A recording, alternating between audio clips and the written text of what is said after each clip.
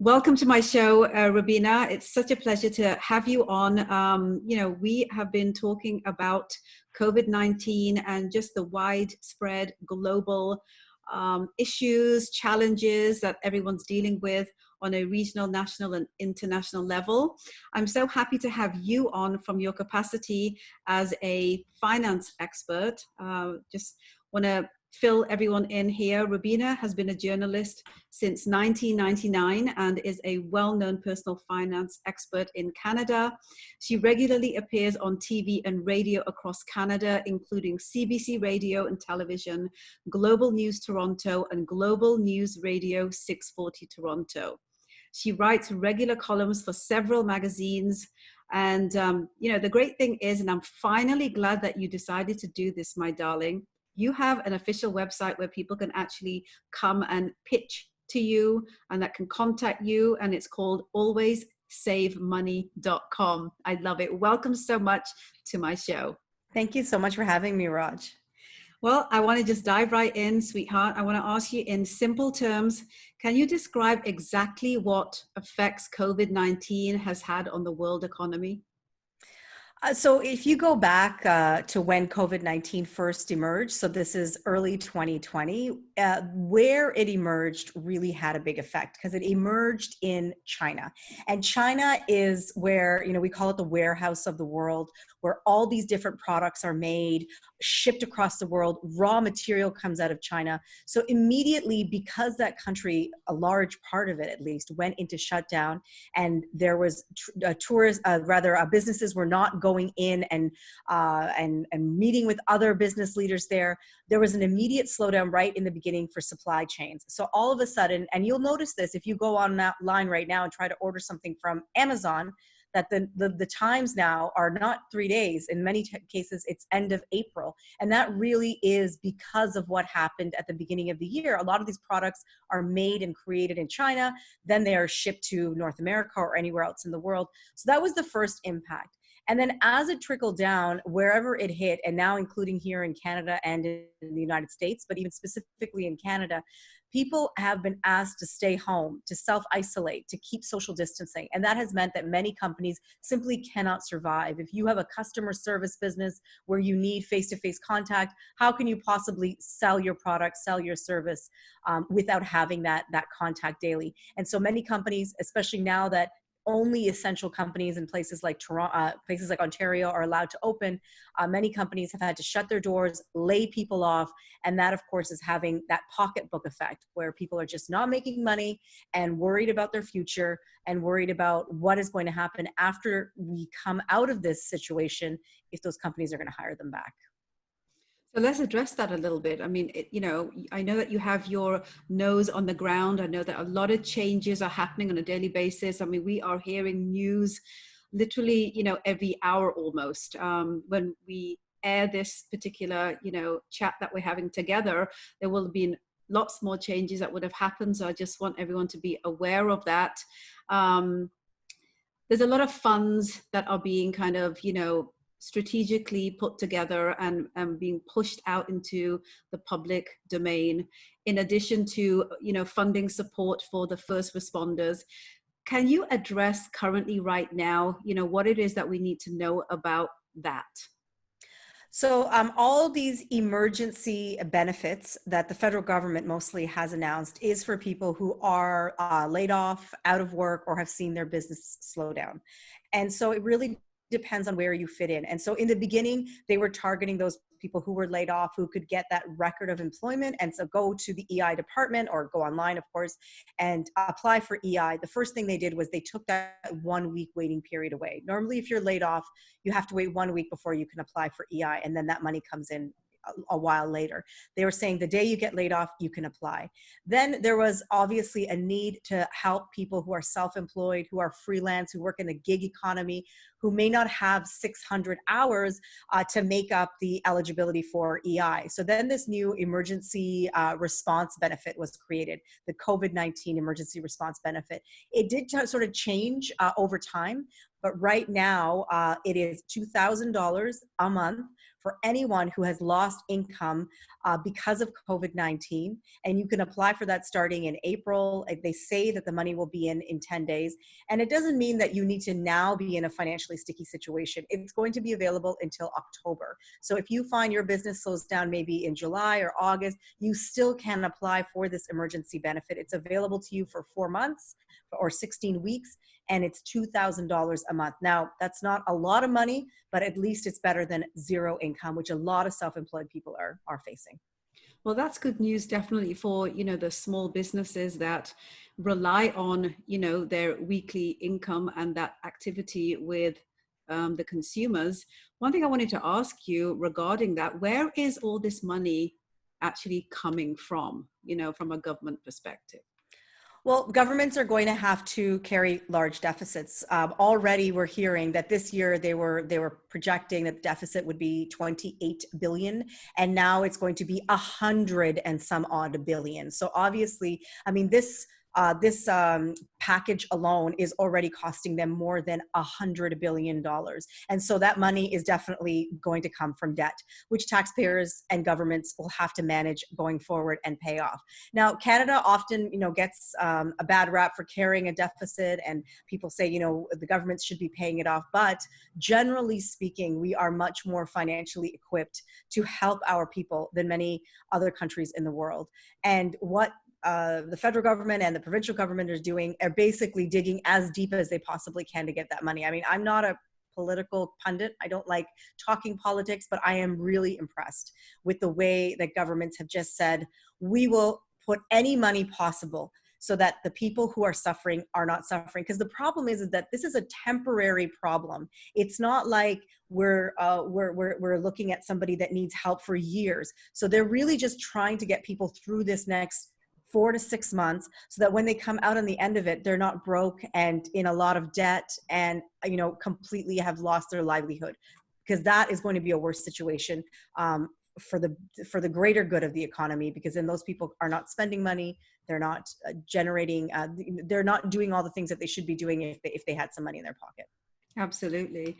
So how are you seeing this picture, if at all, be replicated in other geographies? Like, are you, you know, how is the world handling this from, you know, your knowledge and your perspective as of today?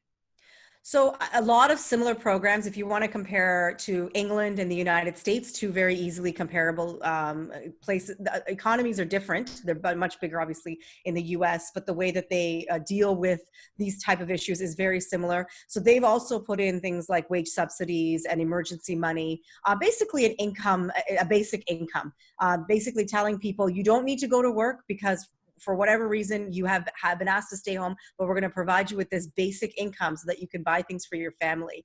You know, everyone is doing it a little bit differently. I do like how our government is doing it through the EI system, mostly saying that, you know, we're going to bolster everything through the EI system. It's a system that already exists. It's not about creating a brand new system, which then could come with its own set of problems with technology, with people understanding how to apply. So the EI system's already set up. It's foolproof in some senses, and people know where to go and where to get it. They're just bolstering that, and that's going to just streamline how they're going to divide this money up, whether it's through EI, so you get unemployment insurance, or whether you get this emergency response benefit if you don't fit into the EI box.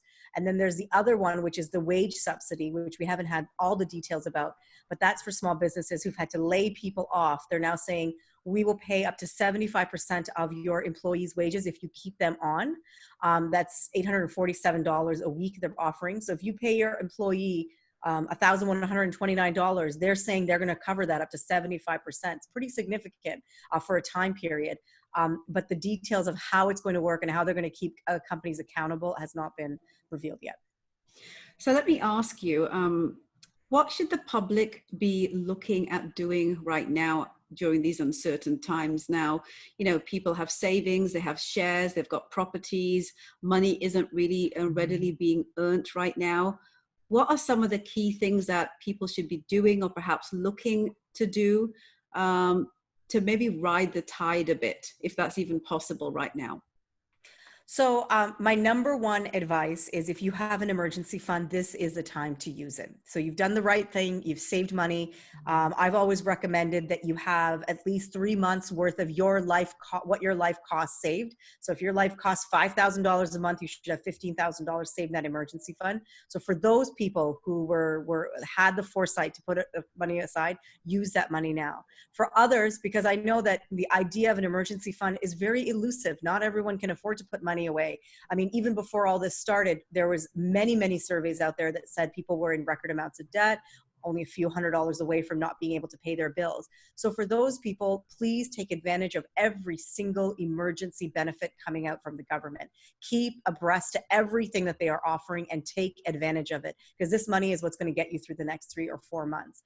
And if you have access to something like a home equity line of credit, borrow money from there, because it's the cheapest way to borrow money before you start putting things on your credit card or other more expensive ways of borrowing money. And that would be my best advice for people who are trying to actually actively look for money somehow to pay their bills. So what about people who have, share portfolios? I know there's a lot of discussion out there in terms of the uncertainty. There's not really, a lot of clear, concise answers that are coming out from the pundits right now, just because shares are what they are. I mean, they ride on the economy. Any thoughts, any insights that you might want to share with people in regards to those who have share portfolios in, companies around the world? So if you are invested in stocks, and obviously you've seen your portfolio take a nosedive in the last month, it depends on where you are in your investment journey. So if you're retiring next year, you may be in a bit more of a sticky situation if you did not take any money out of the market before all of this happened. But rather than liquidating everything and taking yourself completely out of the market, just look at what your costs will be in the next year to 18 months and take that much money out so that you can get through that time. So the other money, even though it is your retirement fund, it's not like you need all the money the day you retire. You could use the money 5, 10 years from now, 15 years from now. So you can wait for an opportunity for those stocks to rise in value, and then obviously you'll be able to sell them and get more money. For those of us who are younger, who have 10, 15, 20, 30 years before retirement, this is, I know it's hard to believe, another market event like 2008, 2009. And in fact, many investment advisors have been saying that this is a time where if you've got cash, you should be getting in and buying some of those stocks that really have dropped in value. But what that will do is that will, the average price that you pay for those stocks is going to be lower because you bought some obviously before all this happened. Now you're buying, nibbling, as they say, at the bottom. And overall, the average is going to be that you paid a lot less. And so over time, especially if you don't need that money, let it go. I got the best advice a few days ago. If you are an investor and you put this money away a few years ago, don't become a speculator today. If you are an investor from a few years ago, you cannot start speculating and trying to make money. If you want to be a speculator, take money that you're willing to lose. Right. Excellent advice, Rubina. Are there any final words, anything that you feel that the public needs to know right now that we haven't touched upon? I think that from a personal finance perspective, that there's a lot of people that are really worried about how they're going to do their basic, like just deal with their basic costs of groceries and rent and things for their family. And I really want people to understand that this is survival mode. So even though I would never recommend that someone put something on a credit card, but if that is your only way, you have to find whatever it is to survive these next few months, because no one can finger wag anybody at this time and say you did not make the prudent choice and make the best, lowest interest choice. Whatever you need to do to get through this, speak to your landlord if you're a renter, see if they can hold off on your rent, speak to your utility companies, find out if they're allowing you to defer your payments. Many property taxes around the country, municipalities have said that you can take extra days to pay. As much as you can, try to defer those payments, but keep in mind that they will come due eventually. Just for this very difficult time where you may not be having much income come in, it will get you through that. So one final question for you, Rubina, and I don't know if it's something that anyone can answer right now, but I'm going to ask you anyway. Depending on how long this lasts before, we're able to get back into work, how much of a reverberating effect do you feel being, laid off or businesses being closed is going to have in the long term? Like generally, what tends to be the rule of thumb there, if there even is one? So this is just my observation. I think that we are fundamentally going to be changed about the way we feel about our money, because never has anybody gone through this before. I mean, we've never been in a situation where we've been so connected and the world has been so wild. So we've been able to stay in touch. We've been able to work some way, but at the same time, we are being asked to stay at home. We're in this emergency situation, and a lot of people are now saying, "I wish I'd saved for that emergency. I wish I'd put more money away." And I think especially those people who, I mean, if you think about it, 1 million people applied for EI in the first week. Those 1 million people are fundamentally changed after this whole thing is over, because it affected them immediately. So when they finally get back into the workforce, they're not going to be looking at spending money at restaurants and buying fancy cars and bidding more and more on houses. They're going to be thinking about how they can put money away so that they can protect themselves from this situation again. So there's a lot of forecasters out there saying that the economy will come back. I'm not an economist, so I can't really say that I've looked at the data and said that it's going to or it's not. But just from an anecdotal point of view, I think a lot of people are just going to be scared and are going to start hoarding their cash. Well, let's see. I guess time is going to tell, depending on how long this lasts, what the effects are going to be, what the reverberating effects are going to be, how long this is going to be. We have a lovely guest that's just joined us. Hi, how you doing? Don't you just love lives? Work from home. Absolutely. Well, thank you so much for joining me, Rubina. It's always a pleasure to chat with you. Your insights are always so on point with what people need to hear, and you just always have a way to deliver it in just a very simple manner. Thank you so much for joining me, and I look forward to the next time we have the opportunity to sit and chat together. Thanks, Raj. I really appreciate you having me on.